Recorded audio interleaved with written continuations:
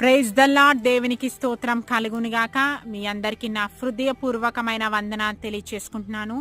ఈరోజు వాక్య ధ్యానం మనం చూస్తే యోహాను 3వ అధ్యాయము 16వ వచనం మనము చూస్తే, దేవుడు లోకమును ఎంతో ప్రేమించెను కాగా ఆయన తన అద్వితీయ కుమారునిగా పుట్టిన వానియందు విశ్వాసముంచు ప్రతి వాడును నశింపక నిత్య జీవము పొందునట్లు ఆయనను అనుగ్రహించెను. నిజమేనండి, మన దరిద్రపు స్థితిని ఆయన మార్చడానికి ఈ లోకంలో శరీరధారిగా ఆయన అవతరించి మన యొక్క పాపములను ఆయన రక్తములో కడగడానికి ఆయన శరీరధారిగా అవతరించి ఆయన సిలువలో మన కోసం ప్రాణం పెట్టి ఆయన మరణాన్ని గెలిచి లేచాడండి.